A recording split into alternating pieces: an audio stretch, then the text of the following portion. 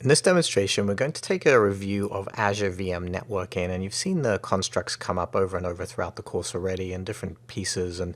But now let's just take a look in the Azure portal at some of the networking constructs that you just need to make sure we reinforce and you're familiar with. So in the Azure portal, I've got a virtual machine up here, SL-VM01. And first of all, I'm just going to go straight over to settings, to networking, and bring all of this up for us.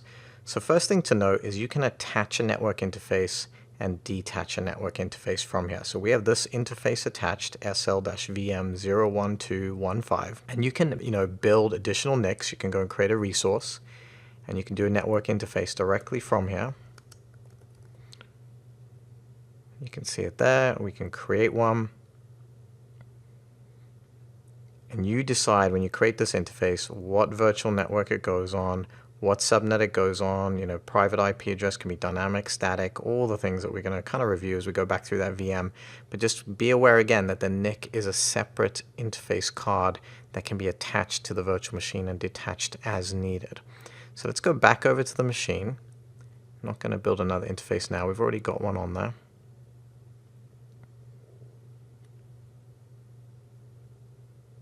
So back to the VM.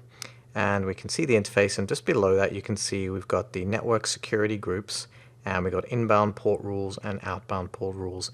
And again, this is if we've got a network security group that we want to attach to the interface itself, or potentially on the subnet. So you can see here we've got a network security group. It says impacts 0 subnets, 1 network interfaces. So, again, just know that because this is a place where you can check the effective rules you have against your machine. Now, if we go back up and click the NIC card itself, we'll click this one here.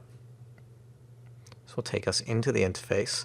And a few things you'll notice straight away. One, you've got your private IP address here that was allocated by DHCP, but we also have our public IP address, which is also clickable. We're not going to go into it just yet, but the public IP address is, allocated to us and is also something that you can build on demand. It's like a separate service in itself that is attached to the NIC. So again, the NIC's attached to the VM, but we can attach a public IP address to the NIC. And let's go to IP configurations. This is where we do all of our IP addressing. And you can see in here we've got IP forwarding, which we can disable or enable, the virtual network, which we can go to if we want to click on the network and do some network configuration, and then the subnet that we're basically in here as well. So in this case, we're in this default subnet 10.1.1.0/24. But on the bottom, you can see we've got IP configuration. So if we click this IP configuration, this is where we decide, okay, am I going to enable the public IP address or disable the public IP? Which public IP address do I want to use? I can click this link here. This will take me to, choose a public IP address, or I can create a new one directly in here. So again, I can create that as a service by itself, or I can create it directly from within the IP config pane in this case. But that's how we associate the public IP address with the NIC. Below that, I've got my private IP address set in. So you can see I've got my virtual network subnet link available to me here. You can see it's dynamic. It's allocated via DHCP 10.1.1.4 was allocated to the machine. And if I want to make that static, I can click static. That's basically going to put that DHCP reservation in Azure under the covers. That makes sure that this machine is always going to get the 10.1.1.4 IP address. So let's close this out. We'll go back to the networking section and go back into that NIC card. And you can also see we have our DNS server section here as well. And this is where we can inherit from the virtual network, so we can set DNS settings up on the virtual network itself, or we can choose custom. So if I want this machine to utilize a different DNS server, I can essentially do that here. So not too much in this section. Most of the time you're going to do this from the virtual network itself, but there might be an occasion where you want to specifically, call something out for a specific virtual machine. And last but not least, we're going to go to network security group again. Again, I'm not going to make any changes there. Click the network security group.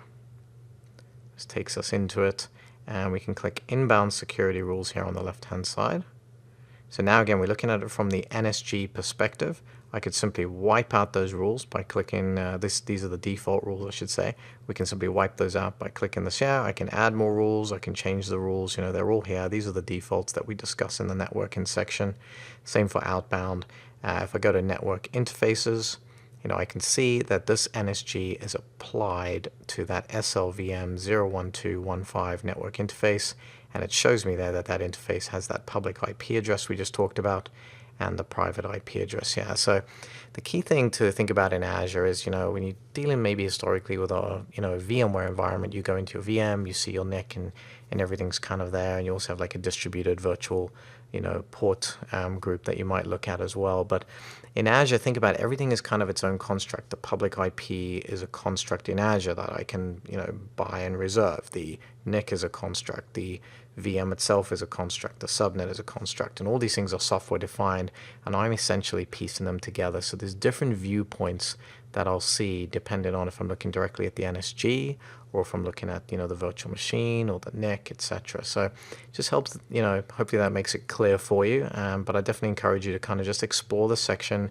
take 5 minutes, detach a NIC, attach it back on, try to go to a static IP, try to go back to a dynamic IP, just work through all those scenarios, and that'll give you some good background, in terms of how you do things. And in particular on the NIC card piece, definitely just not only detach it, but completely remove it, delete it, and then add another one to the machine, and you'll see some of the things that you run into as you do that, because things are in use and you can't delete them, etc. So with that concludes this demonstration, but definitely let us know if you have any questions at all.